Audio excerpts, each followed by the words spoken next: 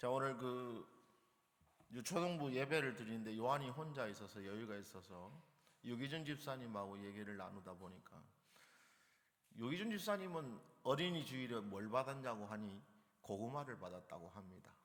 이 격세지감을 느낍니다. 요한이는 지금부터 지금 선물 리스트를 짜갖고 저한테 주고 있는데 감당이 될런가 모르겠습니다. 저도 제 어린 시절에 생각을 해보면 그때는 학원 갈 필요 없이 매일 즐거웠습니다. 골목길에서 애들하고 자치기도 하고 술래잡기도 하고 그렇게 하루 종일 지냅니다. 골목길에 그 동네의 모든 아이들이 쏟아져서 놀고 있죠. 그러면은 이 저녁쯤 되면 엄마가 부르죠. 수연아 밥 먹어라 그러죠. 그러면 다 집에 가는데 하루는 제가 그날따라 친구 집에 고기 반찬이 있다 해서 친구 집에 갑니다. 아버지는 이제 그것도 모르고 나와갖고 이제 수연아 어디 갔냐 하면서 막 골목 여기저기를 돌아다니시는데 전혀 제가 없죠. 그러니까 이제 저하고 친한 집부터 이제 수소문해서 1번부터 들어갑니다. 들어가서 문 딱 열고 혹시 수연이 없습니까? 그럼 제가 거기서 맛있게 먹고 있으면 아버지가 어떻겠어요? 이놈의 자식아 내가 네 찾는다고 내가 어디 동네를 다 돌아다니는데 네 뭐하냐고 여기 있어. 그래서 아버지가 이게 기쁨 반 또 화남 반 해갖고 그 앞에서 이제 막 뭐라고 할까 등짝 스매싱을 날리시죠. 그래서 이제 밥 먹다 말고 쫓겨와서 집에 와갖고 왜 남의 집에 가서 걱정하게 만드냐 하죠.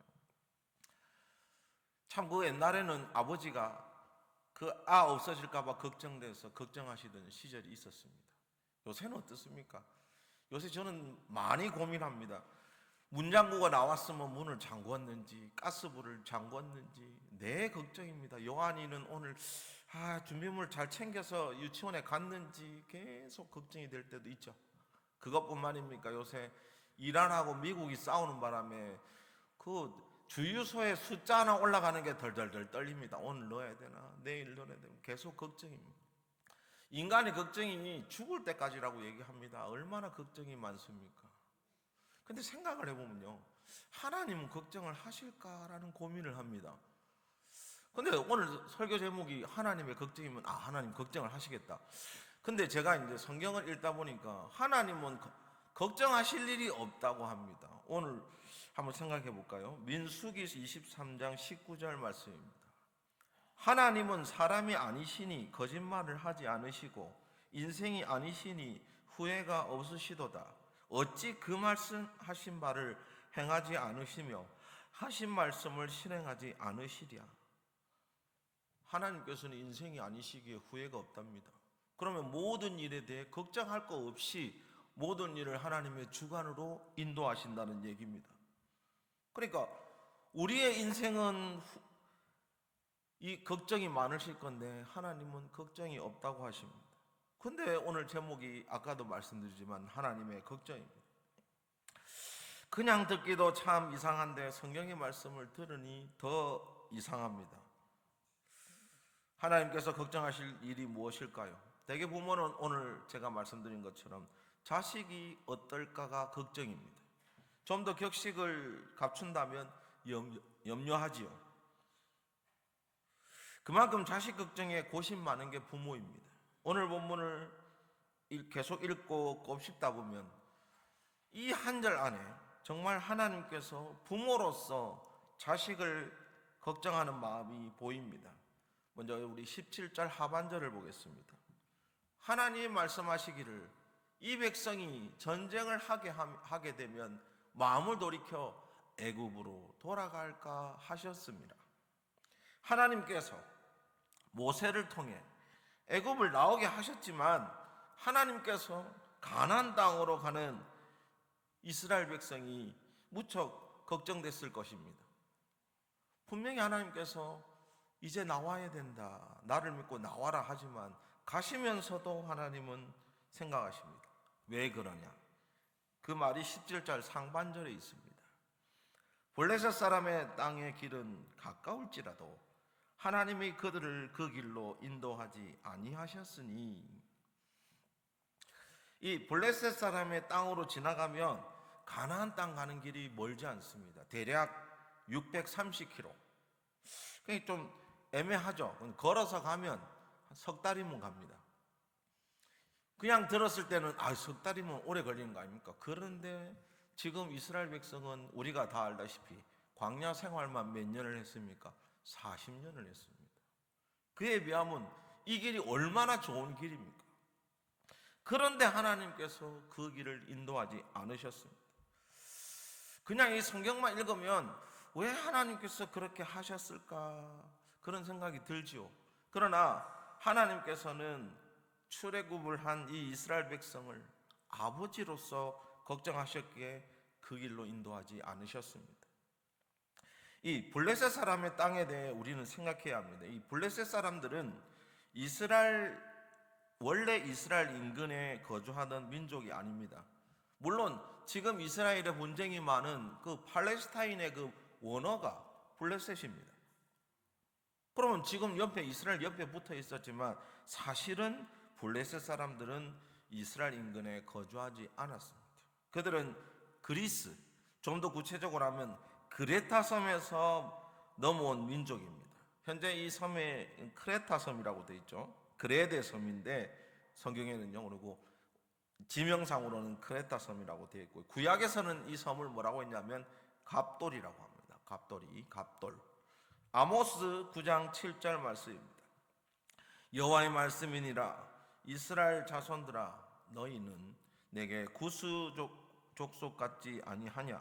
내가 이스라엘을 애굽 땅에서 블레셋 사람을 갑돌에서 아람 사람들을 기르에서 올라오게 하지 아니하였느냐? 일단 그 점을 봐서라도 이스라엘 인근에 사는 민족들과는 다른 민족이라 자신의 민족을 지키기 위해서 싸움을 자주 할 수밖에 없습니다. 그래서 이 블레셋 민족은 호전적인 민족 혹은 배타적인 민족으로 불립니다. 신약에서는 그레데 섬에 대한 재미있는 이야기가 있습니다. 디도서 1장 12절의 말씀입니다. 그레데인 중에 어떤 선지자가 말하는데, 그레데인들은 항상 거짓말쟁이이며 악한 짐승이며 배만 위하는 게으름쟁이라 하니, 자신의 민족만 생각하는 악한 자들이라고 말합니다. 평생을 그렇게 자신의 민족을 지키기 위해 호전적으로 살았던 민족이 블레셋 민족입니다. 심지어 해안가에서 살았고 섬에 살았고 바다를 건너왔기 때문에 억센 또 뱃사람인 것, 그런 느낌까지 비하면 그에 비해 이 이스라엘 민족들은 어떠할까요? 세상의 기근이 심할 때 하나님께서 애굽으로 요셉을 미리 보내어 야곱의 가문을 지켰습니다. 그래서 야곱의 가문, 즉 이스라엘 민족은 애굽 땅에 정착했습니다. 그리고 세월이 지나 요셉이 총리였던 시절이 지나고 요셉을 모르던 바로가 통치할 때 그 바로가 이전의 약속을 무시한 채 애굽의 건설 현장에 노예처럼 투입시켰습니다. 이스라엘 민족은 이제 유목민으로 살던 옛 본성을 잊어버린 채 매일 만드는 벽돌을 굽는 벽돌공으로 살았습니다. 그 전까지 야곱이 기근을 당해 가족들이 넘어올 때까지는 양을 치고, 그래서 곰이나 늑대로부터 양을 지키기 위해서 훈련을 해서 조직을 갖고 있으면 싸움을 할 수 있었던 민족이었어요. 그런데 이 이집트 애굽에 와서 벽돌공으로 살고 그 대가 계속 이어져 옵니다. 자신들은 가축을 보호하기 위해 익혔던 싸움의 기술을 잃고 그저 매일 벽돌을 굽는 자들이 되었습니다. 그러니 그들에게 이 호전적인 민족인 블레셋 사람들과 전투가 쉽겠습니까? 첫 전투에서 무참히 패배하고 애굽으로 도망쳐 버릴지도 모릅니다. 그것을 하나님께서는 걱정하셨습니다. 17절 하반절을 다시 보겠습니다. 하나님이 말씀하시기를 이 백성이 전쟁을 하게 되면 마음을 돌이켜 애굽으로 돌아갈까 하셨습니다. 그래서 가나안 땅으로 빨리 갈 수 있는 길을 두고 광야로 가게 하셨습니다. 그리고 또 하나 이유가 있습니다. 이 지역은 애굽에 의해 관리되던 지역입니다. 출애굽한 이스라엘 백성은 숫곳에 진을 쳤다고 했는데, 이 숫곳은 애굽의 관할 안에 있는 해안로에 있는 곳입니다. 출애굽기 13장 20절입니다. 그들이 숫곳을 떠나서 광야 끝 에담의 장막에 치니, 즉 이스라엘 백성이 가나안 땅으로 가는 길을 관장하는 군대, 이 지나가는 길목에 있는 군대가 바로 애굽의 군대입니다. 그렇기에 이스라엘 민족이 나아가는 마을마다 이 애굽의 군대와 마주치게 되고 공격을 받을 것입니다. 특히나 우리가 잘 알고 있는 것처럼 홍해 바닷물로 완전히 몰살시킨 애굽의 바로와 군대의 이야기를 들은 그 다음 바로는 어떻게 했겠습니까? 이스라엘 백성들을 찾으려고 혈안이 되었을 거고, 이미 해안길에 있는 마을 어디에서나 이 말이 전파되었고 마을마다 그런 얘기를 들을 거 아닙니까?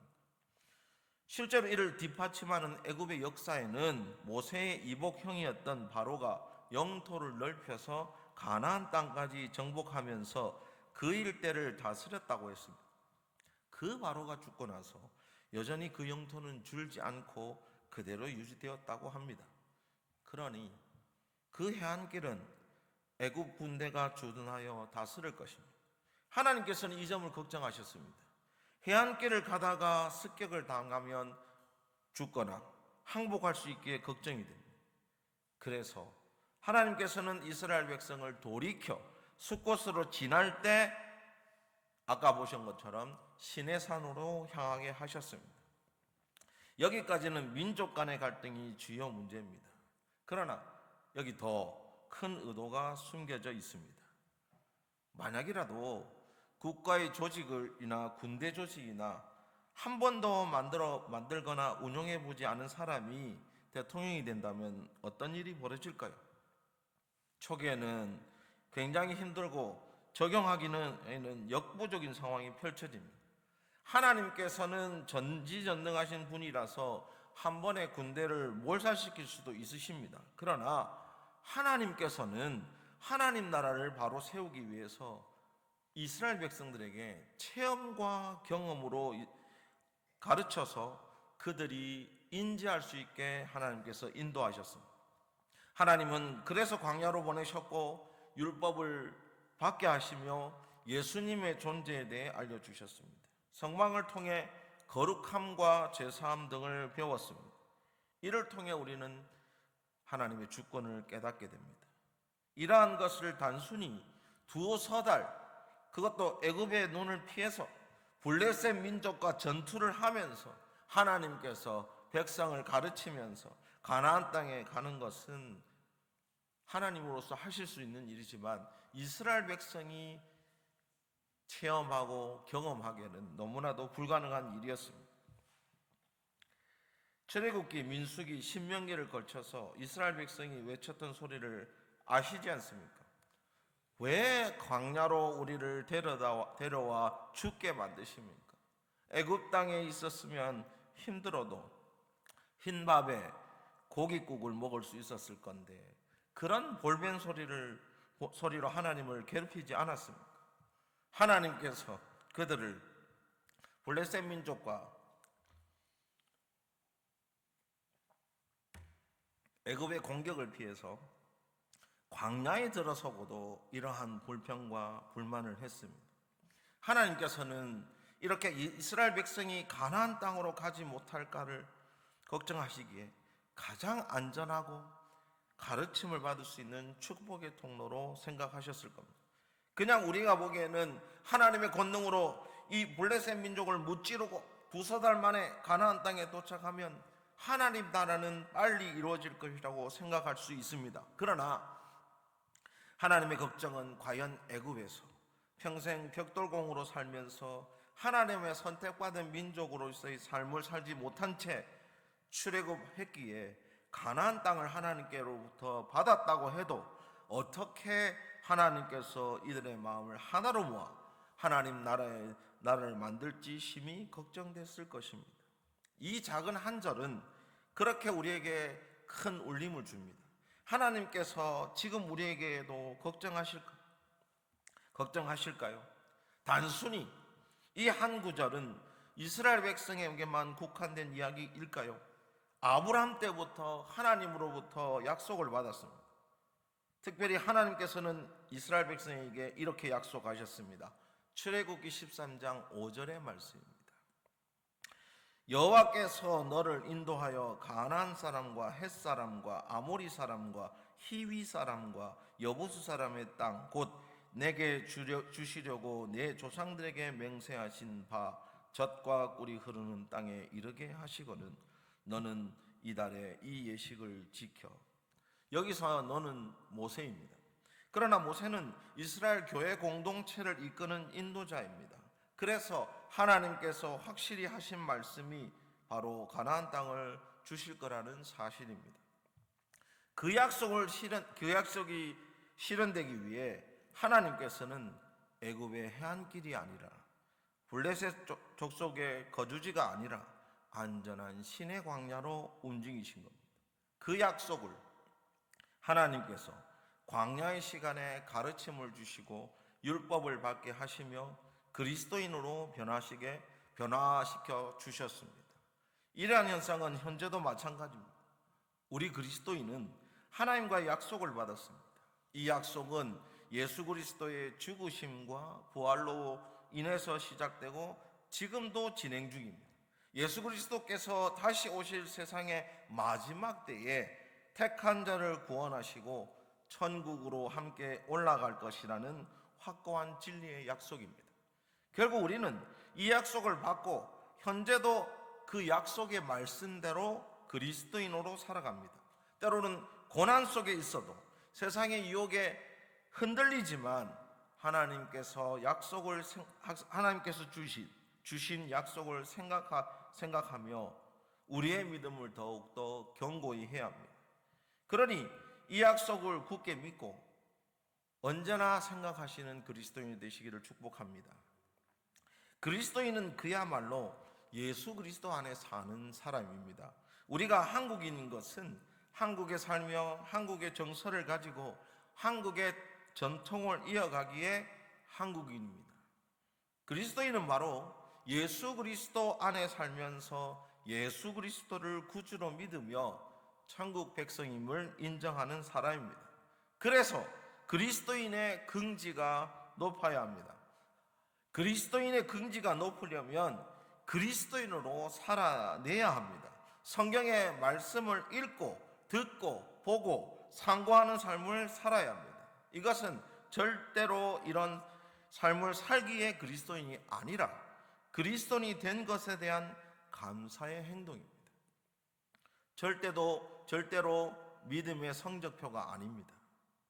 그리스도인이 된 것만으로도 여러분은 하나님의 자녀요 천국의 백성입니다. 다만 그것에 대한 감사로 매일 우리는 그리스도인의 삶을 계속 이어가는 것입니다. 한번 그리스도인이 되었다면 평생 그렇게 살기에 오늘도 부단히 그리스도인이 된 것에 대해 감사하며 생각하며 살아야 합니다. 또 하나 우리가 알아야 될 것은 하나님의 사랑입니다. 하나님께서 태초에 인간을 사랑하셨기에 세상을 창조하고 인간을 그 세상을 통치할 피조물로 세우셨습니다. 그러나 인간이 타락했을 때 하나님께서는 너무나 인간을 사랑하셨기에 타락을 멈추게 하시려고 심판하셨습니다. 그리고 택한 자를 구원하셔서 다시 인간이 통치하는 세상을 열어주셨습니다. 하나님은 여전히 우리를 사랑하시지만 그것은 택한 자에 대한 마음입니다. 요한일서 2장 2절입니다. 그는 우리 죄를 위한 화목제물이니 우리만 위할 뿐 아니요 온 세상의 죄를 위하심이라. 여기서 온 세상의 죄가 나옵니다. 이 성경 구절을 명확히 읽지 못하면 예수님께서는 하나님을 믿지 않는 자도 구원할 수 있는 말로 오해할 수 있습니다. 우리만이라고 할 때 우리는 사도 요한과 관계된 여러 교회의 성도들입니다. 이 말은 사도 요한이 외치는 말입니다. 즉 사도 요한을 포함한 사도 요한과 관련된 성도들을 말합니다. 그리고 그 뒤에 나오는 온 세상의 죄는 사도 요한을 넘어 복음을 받아 하나님의 자녀된 자를 말합니다. 즉 우리와 온 세상은 택한 자를 말합니다. 택한 자들의 모든 죄를 위해서 예수 그리스도께서 죽으셨습니다. 그것이 하나님의 사랑입니다. 이것은 로마서의 구절로 정리가 됩니다. 로마서 5장 8절입니다. 우리가 아직 죄인 되었을 때 그리스도께서 우리를 위하여 죽으심으로 하나님께서 우리에 대한 자기의 사랑을 확증하셨느니라. 우리가 바로 택한 자들입니다. 이것이 하나님의 사랑입니다. 이 사랑은 현재도 유효합니다. 우리 즉 택한 자들을 위해서 죽으신 예수님은 택한 자의 죄를 전가하고 의를 주셨습니다. 여기서 전가는 책임을 전가하다처럼 모든 죄를 예수님께서 넘겨받고 예수님께서 감당하셨고 대신 예수님께서 갖고 계신 그 의를 우리에게 주셔서 감당하게 하셨습니다. 그래서 우리는 의인이 된 것입니다. 예수님의 의를 따라 의인이 된 거지 우리의 노력으로 인해서 공로로 해서 수고로 인해서 하나님이 이쁘다 의라고 주신 것이 아닙니다.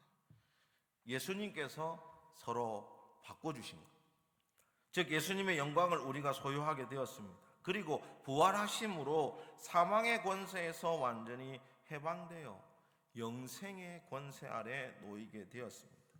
이것이 무조건적인 사랑이 아니고서는 말할 수 없습니다. 그 사랑이 바로 오늘 본문에서 하나님께서 이스라엘 백성을 사랑하셔서 신의 광야로 인도하신 이유입니다. 사랑하지 않으셨으면 걱정할 거리도 없습니다. 우리의 아버지가 되시기에 할 수 있는 일입니다. 자식이 죽어가는데 부모가 할 수 있는 일이 있다면 악마에게도 영혼을 팔았을 겁니다. 하물며 우리 하나님께서 사랑하는 자녀를 걱정하시는 것이 당연한 것입니다. 이제 하나님께서 이스라엘 백성에게 하신 것처럼 우리와의 약속을 지키시며 사랑하시기에 오늘도 하나님께서는 우리를 지켜보시며 걱정하시고 때로는 인도하시고 시험하시며 주관하십니다. 시편 121편 4절의 말씀입니다. 이스라엘을 지키시는 이는 졸지도 않으시고 주무시지도 아니하시리로다. 그렇게 우리를 지켜보시며 또한 지키십니다. 하나님께서 주신 약속과 사랑을 기억하며 우리 몸과 마음을 들여서 하나님만을 섬기고 순종해야 합니다. 이것이 약속과 사랑에 대한 감사입니다. 이 한 절에서 하나님께서 우리 이스라엘 백성 즉 그리스도를 사랑하셨기 때문에 다른 길로 인도하셨던 것처럼 우리가 원하는 그 길을 쉽고 정말로 하나님의 능력이라면 가능하다고 할 때도 여전히 하나님께서 우리에게 다른 길로 둘러가게 하시는 일임을 기억하셔야 합니다. 오늘 중고등부 설교에서도 이 다윗에 대해서 얘기를 했습니다. 다윗이 아버지인 이새가 그 기름 붓는 시간에도 부르지 않았습니다. 그만큼 업신여기고 양치기로 사는 것을 아버지도 허락하지 않았습니다. 그 다윗은 그 시간에 비참함을 느꼈을 것입니다. 그럼에도 불구하고 그는 악기를 다루며 하프를 켰고 그 시간에 하나님 말씀을 생각하며 묵상하며 시편도 지었습니다. 또 한 가지는 곰이 잡아먹은 양을 구출하기 위해 그 입에서 건져냈다고 했습니다. 그만큼 또한 무술을 연마하며 물맷도질을 얼마나 많이 반복하고 연습했겠습니까? 그가 그 비참한 환경 속에서 그저 매일 떠돌며 산을 넘고 들을 다니면서 지내는데도 하나님께서 그에게 더 큰 일, 이스라엘 왕으로서 불러주심을 기억할 때 그 역시 그 비참한 환경 속에서도 하나님을 따라갔습니다. 그것이 하나님께서 그에게 경험과 체험을 통해 양을 얼마나 사랑해야 하며 양과의 관계를 어떻게 통해 목자로서의 역량을 기르게 하신 겁니다. 마찬가지로 우리의 삶 속에도 분명히 하나님께서 이 길로 가시면 좋을 건데 왜 그러시는? 저도 뇌종양 수술 안 받고 신대원 갔으면 참 편했을 거라는 생각이 듭니다.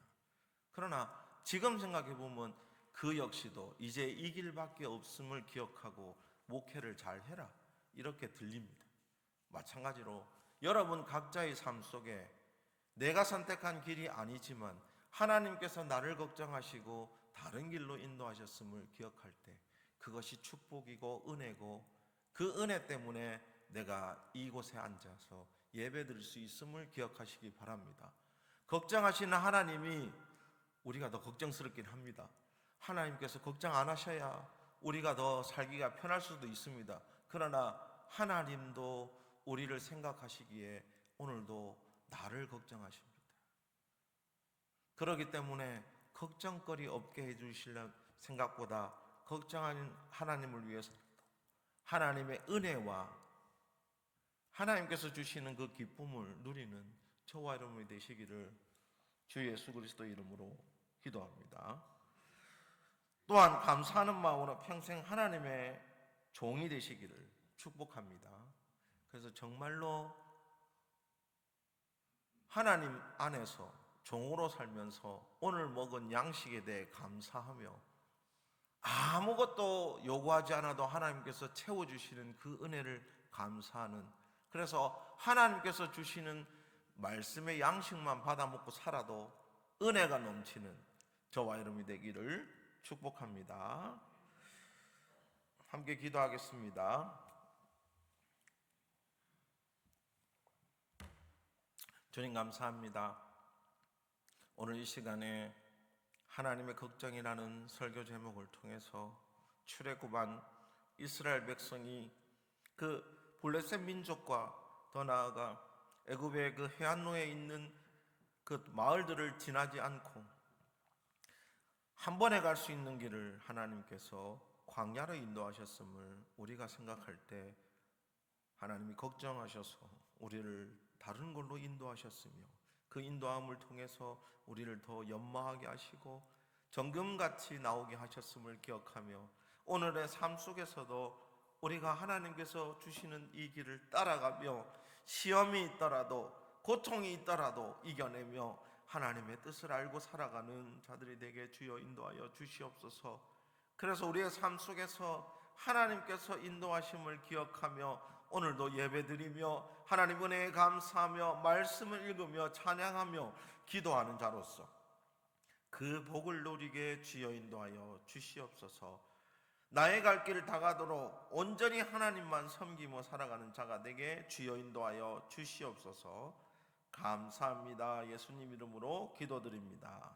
아멘.